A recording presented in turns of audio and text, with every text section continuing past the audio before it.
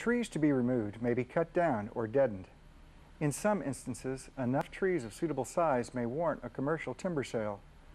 More commonly, the trees being removed will be too few or too small to be marketable. In such cases, as John Lee just mentioned, the trees can be cut for your personal use, such as for firewood or fence posts. Or, as Joe just spoke about, they can be deadened in place. Deadening in place those trees that are to be removed is preferable over felling with a chainsaw for several reasons. First and foremost is safety. Felling any tree with a chainsaw can be a potentially dangerous activity that becomes even more dangerous as tree size increases.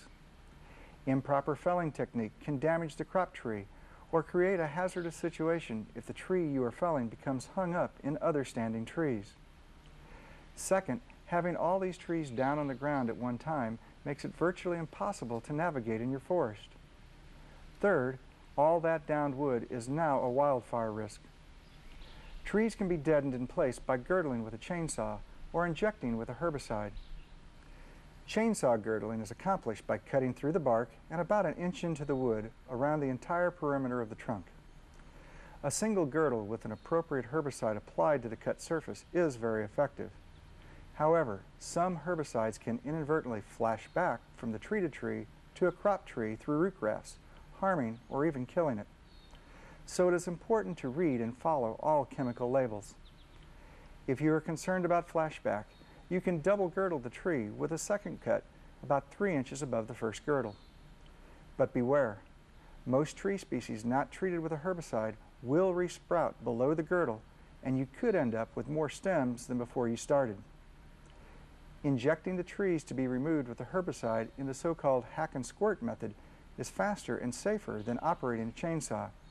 However, the issue of chemical flashback is still relevant.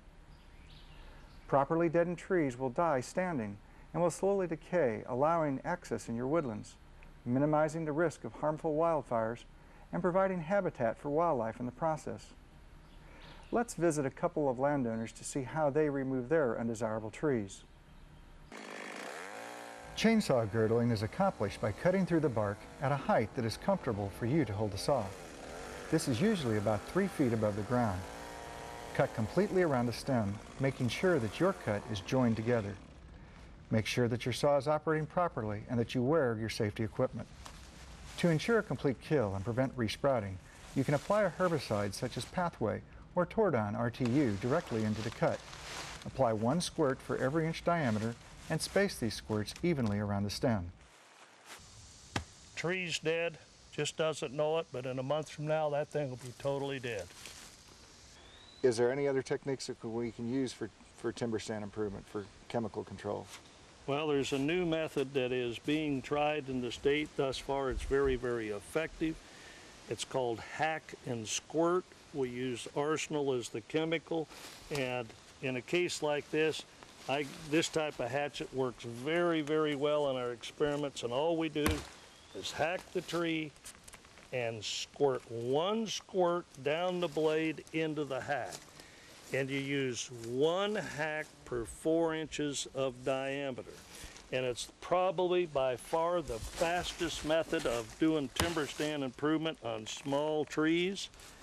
When we go through the woods, as quick as you can reach and squirt is how we work it on larger trees. This one being greater than 4 inches in diameter, we can put the hack on this side, the hack on this side. Again, I run the chemical right down the blade so there's no waste.